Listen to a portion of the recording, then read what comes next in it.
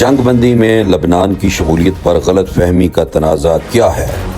امریکی صدر Donald Trump کی جانب سے ایران کے ساتھ جنگ 2 ہفتوں کے لیے بند کرنے کے اعلان کو ابھی 24 گھنٹوں سے کچھ وقت ہی اوپر گزرا ہے، لیکن اس امن معاہدے میں دراڑیں پڑنے لگی ہیں۔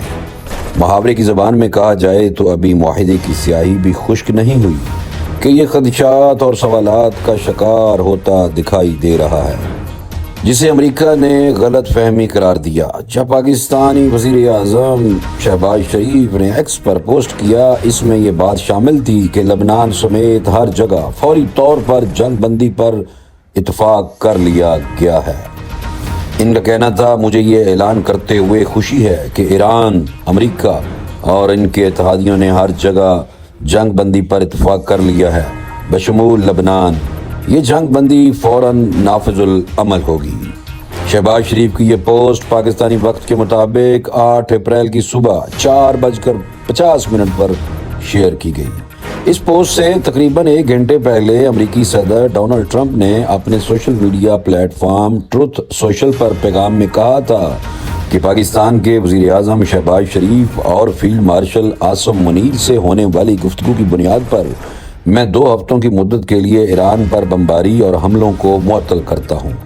اس کے بعد ایران کے وزارت خارجہ سے بھی ایک بیان جاری ہوا، جسے امریکی صدر ٹرمپ نے بھی اپنے ٹروتھ سوشل پر شیئر کیا۔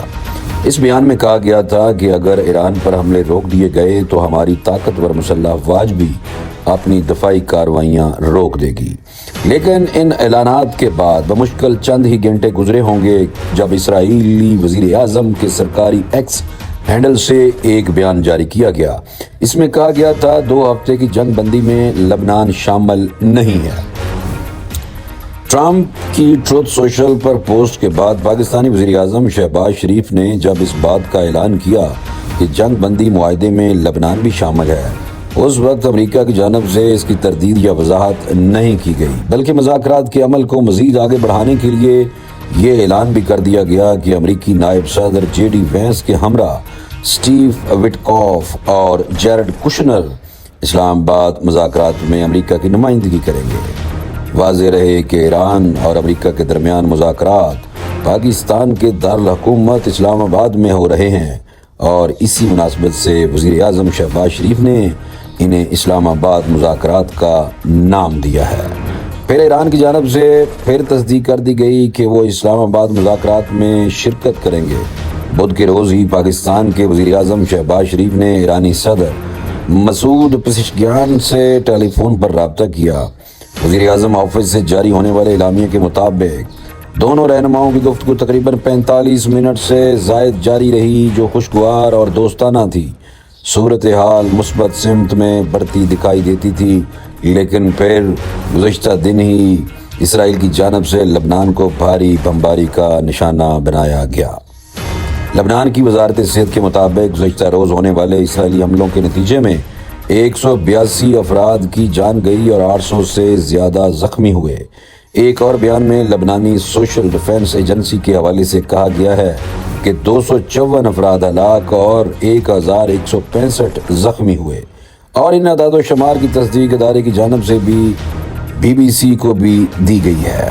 اس جنگ کے 2 فریق امریکہ اور ایران کشیدگی کم کرنے کے راستے پر آگے بڑھتے نظر آ رہے تھے، لیکن اسرائیل کے حملوں سے معاہدے کے مستقبل پر سوالات کھڑے ہو گئے ہیں۔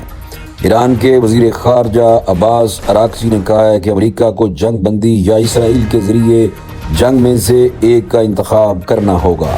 ایکس پر جاری بیان میں ان کا کہنا تھا، امریکہ اور ایران کے درمیان جنگ بندی کی شرائط واضح اور 2 ٹوک ہیں۔